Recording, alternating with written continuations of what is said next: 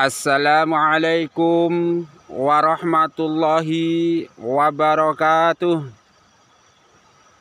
A'udzu billahi minasyaitonir rajim. Bismillahirrahmanirrahim.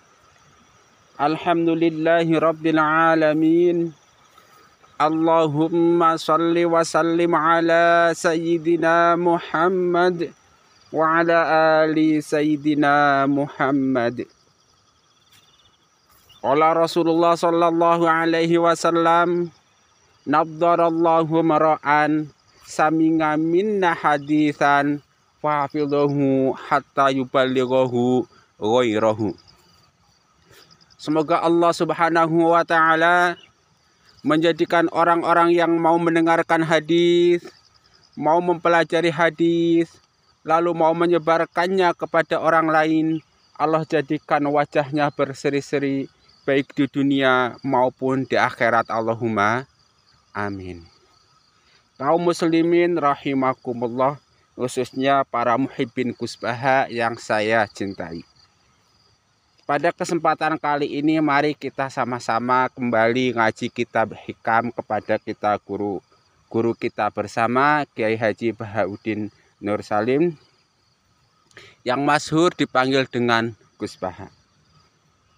Nah, kali ini itu hikmah ke-207. Nah, gambaran umum hikmah ke-207 itu kira-kira begini, para muhibbin Gus Baha. Allah Subhanahu wa taala itu menurunkan cahaya kepada umat manusia. Nah, cahaya itu ada yang sampai kepada hati bagian luar saja, tetapi ada juga cahaya yang masuk ke dalam hati manusia. Nah, cahaya yang masuk ke dalam hati manusia ini ada yang betah di dalam hati tersebut, tetapi ada yang pulang lagi ke tempat dia berasal. Kenapa? Nanti akan kita bahas. Nah, cahaya yang sudah betah di dalam hati itu kemudian akan menyaksikan buah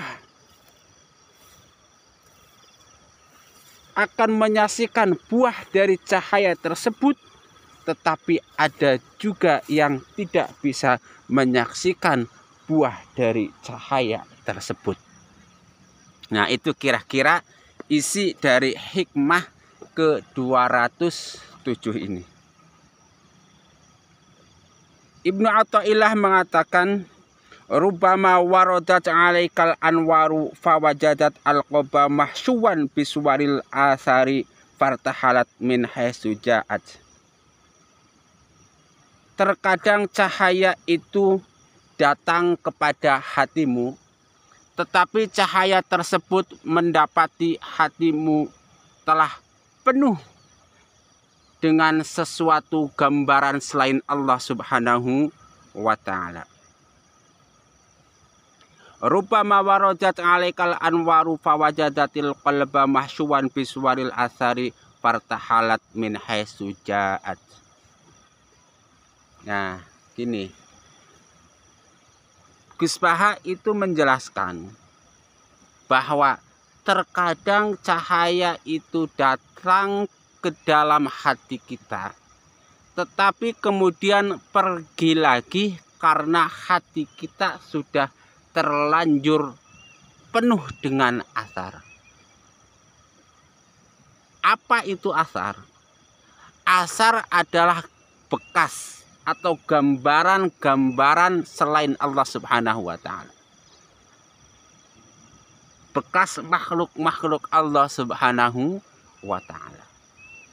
Nah, mengenai peristiwa turunnya cahaya ke dalam hati seseorang, kemudian cahaya tersebut pulang lagi karena hati kita sudah penuh athar, Gus Baha itu mencontohkan seperti orang yang sholat.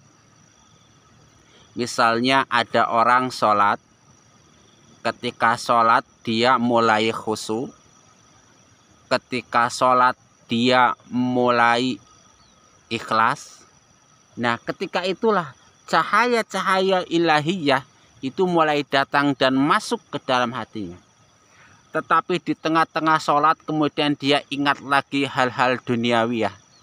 Misalnya, aku sudah sholat, maka nanti doaku akan diijabah. Misalnya, aku sudah sholat, sholatku ini nanti mesti diterima Allah Subhanahu wa Ta'ala. Nah, keyakinan tentang aku lagi itulah yang membuat cahaya itu pergi. Kenapa? Karena orang tersebut sholat yang tadinya memikirkan Allah Subhanahu wa Ta'ala berubah menjadi memikirkan dirinya sendiri. Nah, sesuatu yang aku lagi itulah yang kemudian dinamakan dengan sifat ananiyah. Apa itu ananiyah? Ananiyah itu kan asalnya dari bahasa Arab ana yang artinya aku atau kami. Di ananiyah artinya aku lagi. Nah, seperti itu ya. Nah, kemudian lalu apa itu asar? Nah, Gus Baham menjelaskan bahwa yang dimaksud asar itu gambaran-gambaran tentang makhluk Allah. Contoh gambaran tersebut adalah sifat ananiyah. Aku ini penting, aku ini berwibawa, dan lain-lain. Padahal yang penting hanya Allah Subhanahu wa Ta'ala, diri kita tidaklah terlalu penting. Nah, itu yang dimaksud dengan rubama waradat alaikal anwaru fawajadat alqalba mahsyuan biswaril asari fartahalat min haitsu ja'at. Nah, ada cahaya yang masuk ke dalam hati kita, tapi ternyata hati kita sudah dipenuhi dengan gambaran-gambaran selain Allah Subhanahu wa Ta'ala, yaitu asar, maka cahaya tersebut pun kemudian pulang lagi. Nah, pertanyaannya, lalu bagaimana caranya supaya cahaya yang sudah kadung masuk ke dalam hati kita itu nggak pergi lagi, nggak pulang lagi ke tempat asalnya? Maka Imam Ibnu Athaillah melanjutkan, farriq qalbaka minal aghyari tamla'uhu bil ma'arifi wal asrari. Farriq qalbaka minal aghyari tamla'uhu bil ma'arifi wal asrari. Nah, kalau kepengin cahaya tersebut masuk ke dalam hati, kemudian betah di dalam hati, gimana caranya?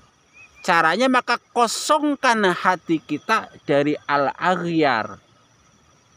Apa itu al-aghyar? Aghyar itu kan dari bahasa Arab ghairun, yang artinya selain. Al-aghyar maksudnya selain Allah Subhanahu wa Ta'ala. Kalau kita kepengen cahaya yang datang dari Allah Subhanahu wa Ta'ala betah di dalam hati kita, menetap di dalam hati kita, maka kosongkan hati kita dari selain Allah Subhanahu wa Ta'ala. Nah, mengenai hal ini, Gus Baha itu mencontohkan dengan wadi. Wadi itu artinya lembah. Jadi istilah kata itu ada dua buah lembah. Yang satu lembahnya kosong, bersih, suci, nggak ada kotoran. Sedangkan lembah yang lainnya itu sudah terlanjur penuh dengan bangkai. Ada bangkai babi misalnya, ada bangkai anjingnya misalnya, ada kotoran-kotoran lainnya, sehingga tuh lembah penuh dengan kotoran. Nah, itu kan. Jadi bayangkan ada dua buah lembah, yang satu lembah yang kosong, nggak ada isinya, bersih, suci. Yang satu lagi itu lembah yang sudah terlanjur penuh dengan bangkai dan kotoran. Nah, kemudian turun air hujan. Nah, air hujan ini ibaratnya cahaya yang datang dari Allah. Kemudian turun air hujan. Nah, air hujan ini kan dia statusnya suci, mensucikan. Tetapi nanti status air hujan ini akan ditentukan oleh lembah itu yang wadah tadi itu. Nah, maka air hujan yang turun dari langit yang suci, kemudian dia masuk memenuhi lembah yang masih kosong bersih suci, maka airnya pun tetap suci, mensucikan. Tetapi sebaliknya, air hujan yang suci, bersih, kemudian masuk ke dalam lembah yang sudah terlanjur penuh dengan bangkai, maka air tersebut pun menjadi najis. Jelas ya? Jelas. Itulah perumpamaannya. Jadi kalau ada cahaya datang dari Allah Subhanahu wa Ta'ala masuk ke dalam hati yang hatinya sudah kosong dari selain Allah Subhanahu wa Ta'ala, maka cahaya tersebut pun akan terlihat betah di dalam hati, kemudian menghasilkan perbuatan-perbuatan yang baik. Sebaliknya, kalaulah cahaya datang dari Allah Subhanahu wa Ta'ala kemudian masuk ke dalam hati, ternyata hati tersebut sudah penuh dengan aghyar, maka kemudian cahaya tersebut nggak betah. Contohnya apa? Nah, kemudian selanjutnya itu Gus Baham mencontohkan untuk hati yang sudah terlanjur kotor itu dengan orang-orang Khawarij. Ini kan Al-Quran, itu kan kalamullah yang datang dari Allah Subhanahu wa Ta'ala. Nah, kalau Al-Quran ini masuk ke dalam hati orang-orang yang baik, maka kemudian Al-Quran menjadi energi kebaikan untuk amar ma'ruf nahi mungkar. Tetapi ketika Al-Quran masuk ke dalam hati orang-orang yang sudah terlanjur kotor, maka Al-Quran kemudian menjadi energi negatif. Dalam artian Al-Quran dijadikan alasan seseorang untuk membunuh orang lain misalnya. Al-Quran dijadikan alasan oleh seseorang untuk mengkafir-kafirkan orang lain misalnya. Bukan Al-Qurannya yang salah, bukan Al-Qurannya yang tidak suci. Tidak, hati orang itulah yang tidak suci. Orang itulah yang salah mengambil dalil Al-Quran.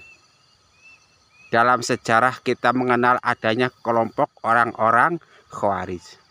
Nah ini orang-orang Khawarij ini kan sebagian mereka orang-orang yang hafal Al-Quran, orang-orang yang paham Al-Quran, tetapi hafalan dan pemahaman mereka justru digunakan untuk mengkafirkan umat Islam lainnya, justru digunakan untuk alasan membunuh umat Islam lainnya. Di Indonesia apakah ada? Walau alam ada atau tidak.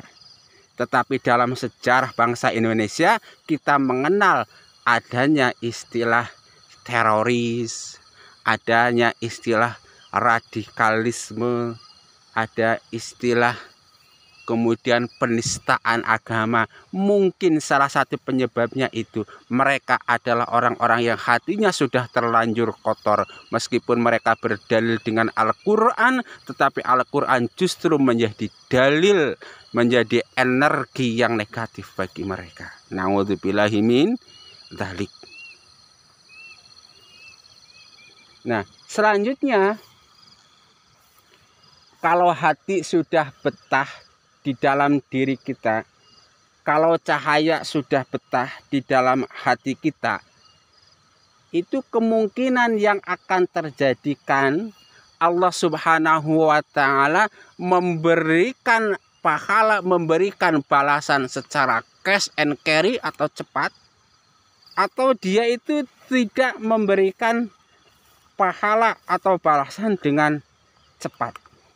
Nah, ketika hal tersebut terjadi, maka pengarang kitab Hikam mengatakan la tastabdi annawala walakin istabdi min nafsik wujudal iqbali. La tastabdi annawala walakin istabdi min nafsika wujudal iqbali. Artinya begini. Setelah kita beribadah misalnya, kemudian kita pun sudah merasa hati kita bersih, hati kita terang, hati kita mendapatkan cahaya, tetapi kita merasa ini aku sudah ibadah lama, sudah berdoa lama, kok belum dikabul-kabulkan juga. Nah, kita malah menyalahkan Allah. Nggak boleh begitu. Kalau hal itu terjadi, maka salahkan diri kita. Bukannya Allah telat mengabulkan doa kita, tetapi kitalah yang telat menghadap Allah Subhanahu wa Ta'ala. Iya. Makanya itu kata Gus Baha, banyak orang-orang yang rajin wiridan tetapi kemudian dia wiridannya tersebut justru membuat dia protes kepada Allah. Misalnya ada orang sudah sholat duha setiap hari 12 rakaat dengan harapan dengan sholat duhanya tersebut usahanya menjadi lancar. Ternyata malah tambah ambruk. Kemudian dia menyalahkan Allah, Gusti, saya udah sholat duha tiap hari 12 rakaat. Usaha saya malah tambah ambruk, gimana ini Gusti? Nah itu perbuatan yang salah. Itu namanya ibadah yang membuat dia jauh dari Allah Subhanahu wa Ta'ala, yang membuat dia tersesat. Karena apa? Karena menyalah-nyalahkan Allah. Nah kalau itu terjadi, yang harus kita salahkan adalah diri kita. Tidak semua ibadah yang kita lakukan akan dibayar cash di dunia oleh Allah Subhanahu wa Ta'ala. Siapa tahu dia justru disimpan untuk nanti kebahagiaan kita di akhirat. Nah, udah jelas ya. Jadi ringkasannya, hikmah ke-207 ini adalah bahwa Allah sudah baik hati memberikan cahaya kepada kita. Cahaya tersebut ada yang hanya sampai ke hati kita di bagian luar saja. Kemudian ada cahaya yang bisa masuk ke dalam hati kita. Nah, cahaya yang sudah masuk ke dalam hati kita ini ada yang betah di dalam diri kita dan ada yang tidak betah di dalam hati kita. Kenapa cahaya tersebut tidak betah di dalam hati kita? Karena hati kita itu dipenuhi dengan asar. Apa itu asar? Asar adalah pikiran-pikiran kita tentang makhluk-makhluk Allah. Yang kita pikirkan tentang duniawi terus nggak ingat Allah. Nah kemudian ada cahaya-cahaya yang betah di dalam hati kita. Kenapa cahaya itu betah di dalam hati kita? Karena hati kita sudah kosong dari selain Allah Subhanahu wa Ta'ala, yaitu yang disebut aghyar. Kosong dari selain Allah, artinya kosong dari selain aghyar. Nah kemudian hati yang sudah dipenuhi dengan cahaya ilahi itu, terkadang ada yang mendapatkan pahala langsung di dunia dengan cepat. Terkadang ada yang mendapatkan pahala dari Allah Subhanahu wa Ta'ala secara lambat. Nah, ketika kebetulan hati yang penuh cahaya itu lambat menerima balasan dari Allah Subhanahu wa Ta'ala, maka yang harus dilakukan adalah salahkan diri kita sendiri yang lambat menghadap Allah Subhanahu wa Ta'ala. Jangan menyalahkan Allah yang lambat memberikan pahala kepada kita. Mudah-mudahan bermanfaat bagi kita sekalian dan mudah-mudahan kita selalu menjadi murid Gus Baha dan ngalah berkah dari ilmu-ilmu beliau. Allahumma amin. Rabbana taqabbal minna innaka antas samiul alim wa tub alaina innaka antat tawwabur rahim. Subhanakallahumma wa bihamdika asyhadu an la ilaha illa anta astaghfiruka wa atubu ilaik. Wal afa minkum. Jangan lupa like dan subscribe channel ini supaya kita tetap sama-sama bisa ngaji hikam kepada guru kita bersama Gus Baha. Allahumma amin. Wassalamualaikum warahmatullahi wabarakatuh.